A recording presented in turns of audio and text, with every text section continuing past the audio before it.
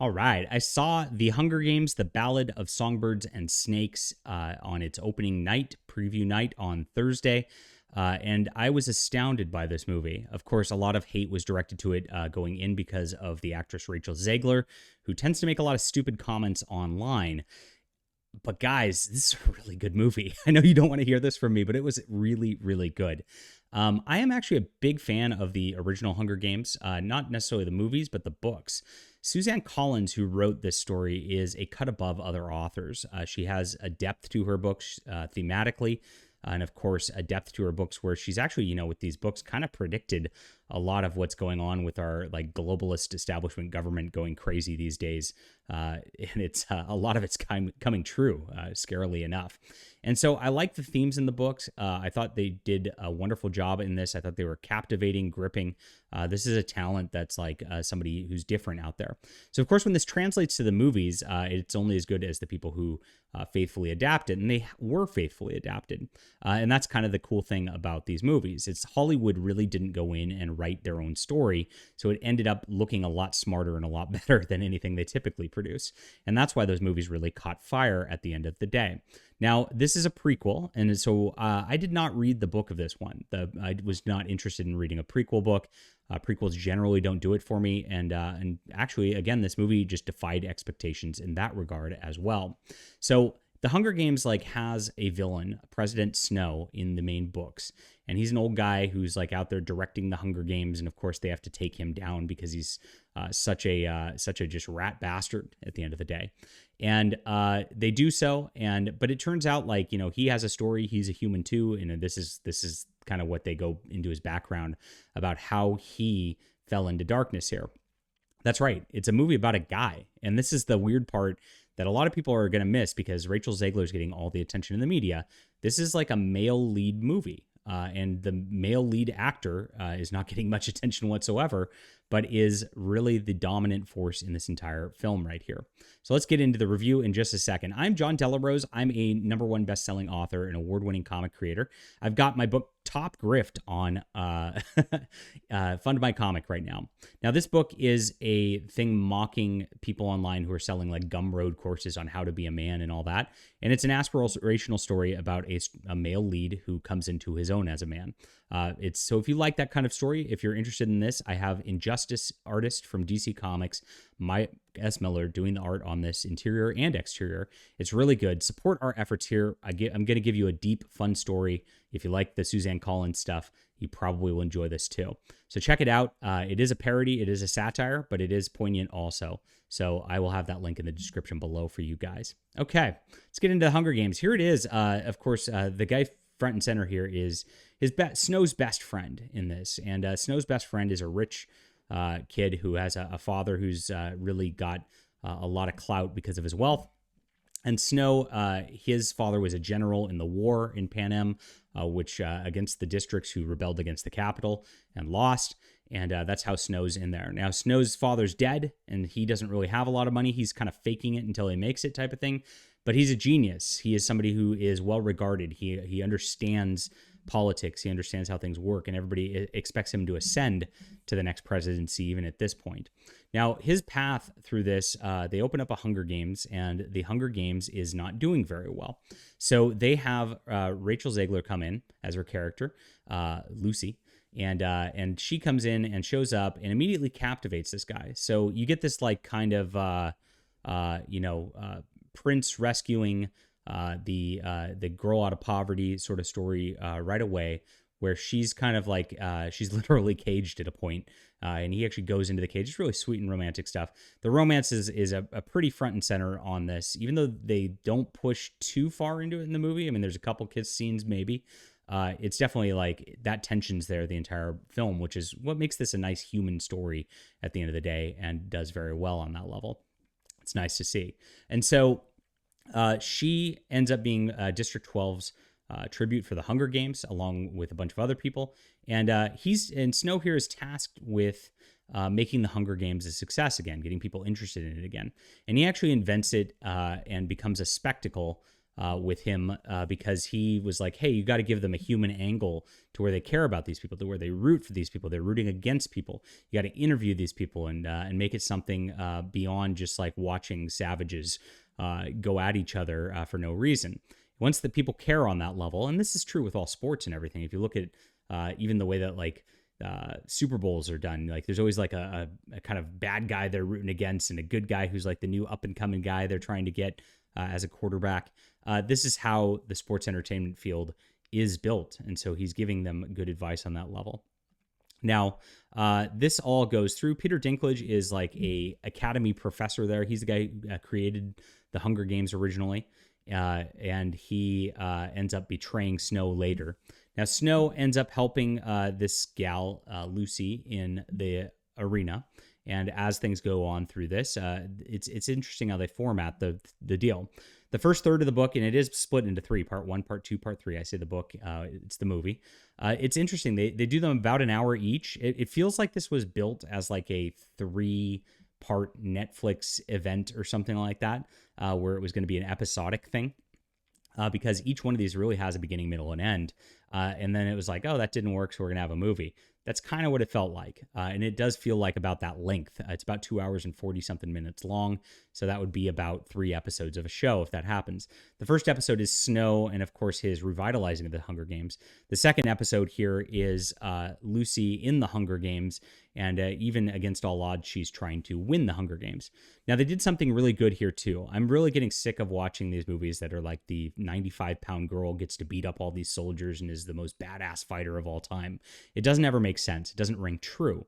It's really cringy at the end of the day, and that's what Hollywood does in every single movie now. The chick doesn't need no help, and she does overcome things all by herself with no man.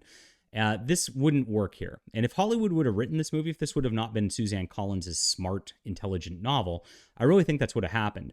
But they actually go out of their way to tell you that she's weak throughout the entire movie and that she really needs Snow's help. And Snow is doing everything he can just to help her to survive, rather than her actually going out and directly confronting people and, doing backflip kicks to the face and things like that. Doesn't happen here.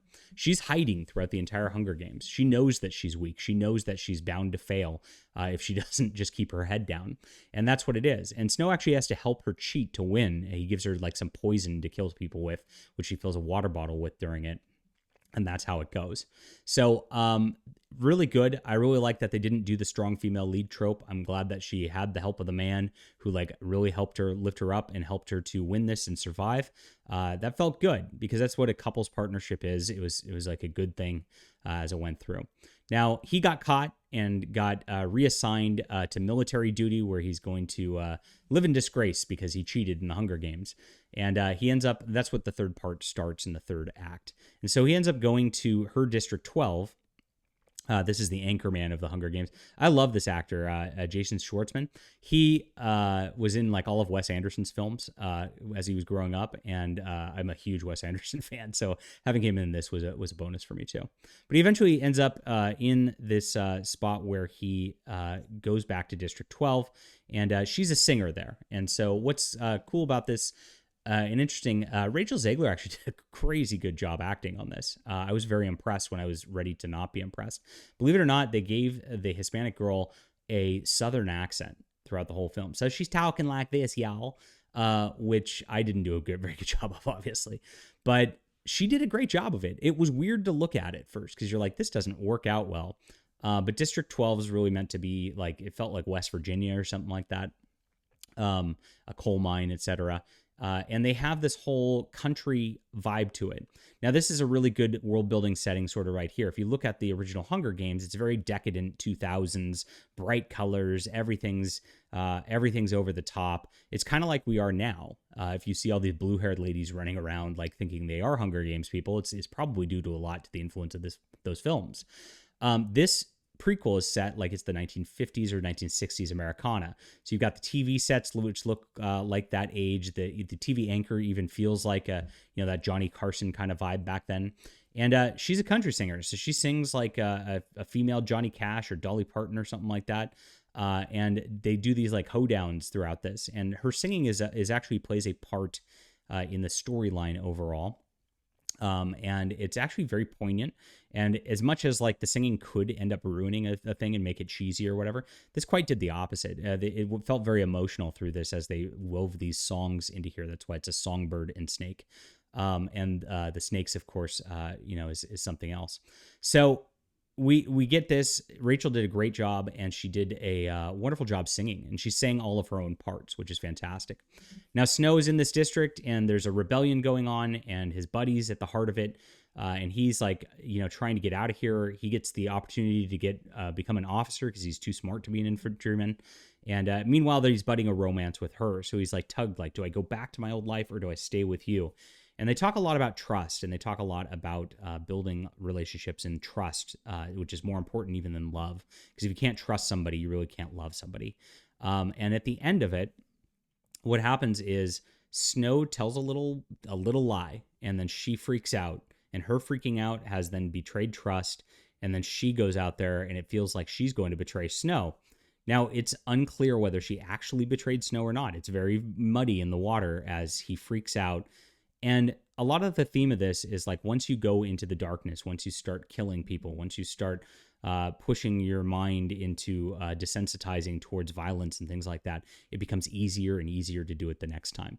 And that's really a lot of what Suzanne Collins tried to put into these books. And so he eventually then turns on her, and he thinks she's going to rat him out. And so he's trying to shoot her in the forest.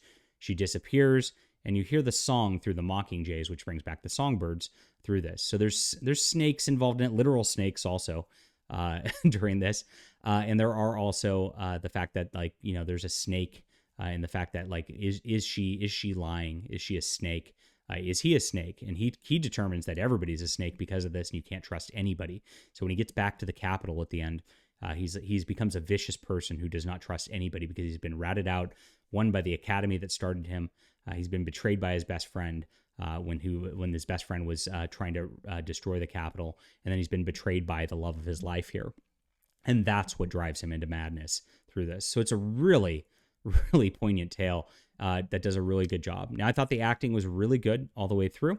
I liked the singing. I liked most of the violence in it was very poignant in that they implied a lot, but they didn't show a lot of the gore. So I think they tried to keep this PG-13. It was very violent. I would not take little kids to this at all. There's no weird woke LGBT stuff at all in it, which is kind of nice to see. It's 2023. You expect that to be front and center in the film. Thankfully, that was not done here. So it was a good film overall. My criticism of it is that it's a bit too long. So at 2:40 or whatever it was, it just dragged a little bit in the third act. Once she won the Hunger Games, I was looking in the theater going, okay, the movie's over. And I was expecting it to kind of end there. This was meant to be a two-parter, a two film deal or whatever. And then it kind of started over. And so in that lull there, you lost a lot of the suspense. And of course, it was just a little too long. So I wish Hollywood wouldn't do this. This is something in modern stuff that everybody's making these movies that are 2.5+ hours, 3+ hours. It's crazy to me. And that's really it. That's the only complaint I have about this film entirely. I thought it was well done. A lot of close-up shots overall because, again, they went heavy into the romance angle of this. And so you get a lot of those close-up reactions, which again slows things down a little bit. But it made the emotional heartstrings tug a lot more, when you actually had that betrayal go on at the end as well. So I call this an 8 out of 10 movie overall. Really worth seeing, enjoyable, especially if you saw the original films. All right, leave a comment down below with what you think about this. Hit that like and subscribe button. We'll be back soon.